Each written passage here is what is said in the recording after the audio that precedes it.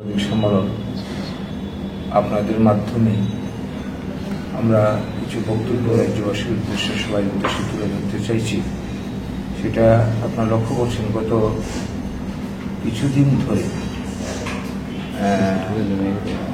বিভিন্ন রাজনৈতিক দল, বিশেষ করে আমলামহল আন্দোলনকে যারা সহ্য করতে পারে না,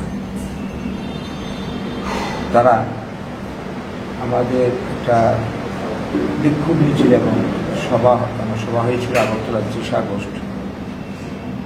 এখানে বিভিন্ন বক্তা বিভিন্ন স্লোগানদাতা বক্তব্য রেখেছে। আমরা বাঙালির আন্দোলন বক্তব্য যে নতুন নয়, আমরা স্বাধীনতার পর থেকে দেশভাগের বলি হয়ে এই দেশের ভূমিপুত্র বাঙালি আজকে গোটা দেশে আমরা বিচারিত হচ্ছে, আক্রান্ত হচ্ছে, বাংলা ভাষায় কথা বলতে পারছি। এই অবস্থায় সারা দেশ জুড়ে বাঙালির অস্তিত্ব অধিকার নিয়ে আন্দোলন চলছে। আর আমাদের আন্দোলনটা ত্রিপুরাতে ৭৮ সালে শুরু হয়েছে, পশ্চিমবঙ্গে শুরু হয়েছিল ৬৭ সালে। তো এই ধারাবাহিকতায় আমরা যেটা চাইছি, আমাদের উপর নির্যাতন বন্ধ হোক, আমাদের সাংবিধানিক অধিকার ফিরিয়ে দেওয়া, এটি হচ্ছে মুদ্রা কথা। আমাদের রয়েছে একটা উন্নত আদর্শ যার নাম প্রাউড। এই প্রাউড আদর্শকে বাস্তবায়ন আমাদের লক্ষ্য, যার মধ্য দিয়ে শুধু বাঙালি নয়, সমস্ত মানুষের কল্যাণ হবে। এক কথা এটা শোষণ মুক্তির আন্দোলন। তো এখন এই যে আন্দোলন আমরা করে যাচ্ছি, আমরা লক্ষ্য করছি দেশভাগের পর প্রতিশ্রুতি তো পূরণ হয়নি, উল্টো ত্রিপুরা সহ উত্তর পূর্বাঞ্চলের বিভিন্ন রাজ্যে একের পর এক বাঙালি বিরোধী আইন পাশ হয়ে চলছে। করতে করতে আমাদের ত্রিপুরার অবস্থা দেখুন, ৭০% জায়গায় বাঙালি এডিসির ভূমির অধিকার নেই, ব্যবসা চাকরির অধিকার সীমিত, নিরাপত্তা নেই। ৮০ জনের গণহত্যার পর থেকে বহু মানুষ স্বজন হারা, সম্পদ হারা হয়ে পথিভিখিরির মতো ঘুরছে। এরা বাঁচবে কি করে? ত্রিপুরা ছেড়ে কোথাও যাওয়ার কোনো উপায় নেই। একই অবস্থা চলছে আসামে। তো এখানে আমাদের দাবি সংবিধান মোতাবেক, প্রতিশ্রুতি মোতাবেক তাদের পুনর্বাসন ভূমির অধিকার দেওয়া হোক। এইখানে বাধা হয়ে দাঁড়িয়েছে কিছু রাজনৈতিক দল। আগের আমলে সিপিএম, এখন নতুন করে উপজাতি ব্যক্তিদের মাথা যে স্লোগান তুলছে, সৃষ্টির পর থেকেই এরা বলছে ভূমি বাংলাদেশ। এখন অনুপ্রবেশ একটা সমস্যা নতুন করে দেখা দিয়েছে, এটা ইদানিংকার। কিন্তু এই স্লোগানটা অনেক আগে। তো এই প্রেক্ষিতে সেই দিনের আমাদের মিটিংয়ে সারা ত্রিপুরা এবং ত্রিপুরার বাইরেও কিছু লোক উপস্থিত ছিল। তাদের মধ্যে কে একজন ত্রিপুরার মালিককে বলে স্লোগান দিয়েছে, এইটুকুই। এর আগে পিছিয়ে এই ধরনের স্লোগান আমাদের এখানে কোনোদিন হয়।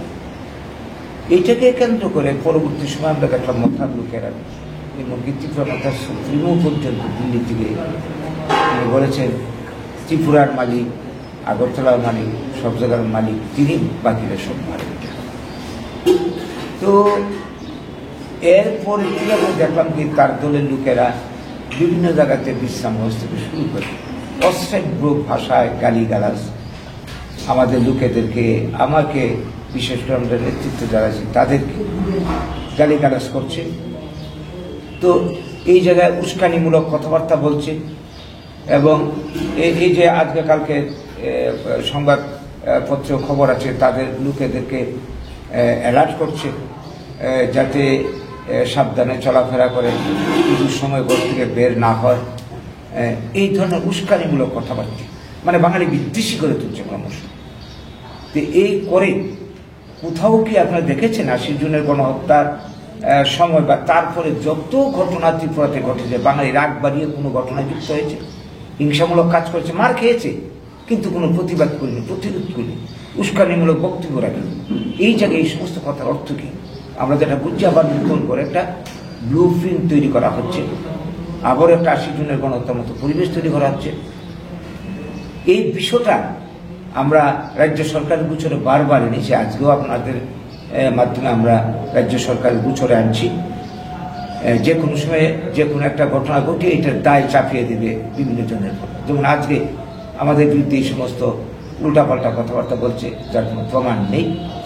একটা সুমোটো মামলাও হয়েছে, অথচ যারা এই ধরনের কথা বলছে, কত উস্কানিমূলক কথা আগের থেকে বলছে, তাদের বিরুদ্ধে গভর্নমেন্টের প্রশাসনের কি উদ্যোগ আমরা দেখতে পাচ্ছি।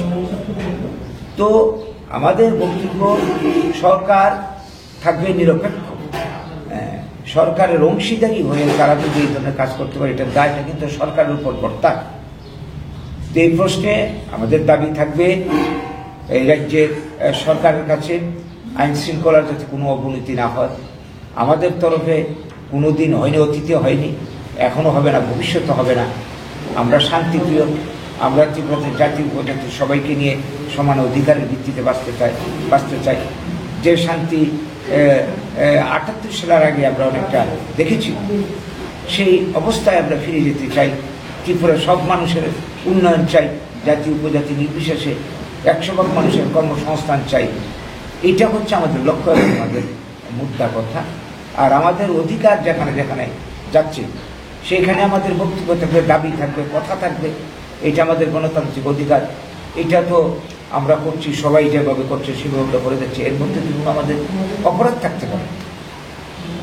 তো সেই থেকে আমাদের আবেদন এই রাজ্যের সুদী নাগরিকবৃন্দের কাছেও যে আপনারা ত্রিপুরার পরিস্থিতি মূল্যায়ন করে আমাদের অস্তিত্ব অধিকার যাতে রক্ষা হয়, ত্রিপুরাতে শান্তি যাতে বিরাজ থাকে, উভয় জাতিগোষ্ঠীর মধ্যে যাতে সম্পর্ক অটুট থাকে, তার জন্য সবাই ভূমিকা নেবেন। এবং পূজার দিনগুলি যাতে শান্তি সম্পর্কে কাটে সেই দিকে লক্ষ্য রাখবেন। কেউ যাতে কোনো উস্কানিতে কোনো প্ররোচনা ফাঁদে পা না দেয় সেদিকে লক্ষ্য রাখবেন। আমরা তো আমাদের মতো করে সব জায়গাতে শান্তির জন্যে বার্তা দিচ্ছি। তো সেই বার্তা আপনাদের মাধ্যমে আজকে রাজ্যবাসীর উদ্দেশ্য দিলাম। তো আমাদের বক্তব্য সংক্ষেপে এটি বলবো, অপরাধ যারা করে, সংবিধান যারা ভঙ্গ করে, তারা সবাই অপরাধ। এখানে দলের বিচার, ব্যক্তির বিচার হতে পারে এবং আইন অনুযায়ী যেটা বিধান সেটাই হবে, সেটাই হওয়া উচিত, সেটাই হোক। তাহলে ত্রিপুরাতে শান্তি বজায় থাকবে।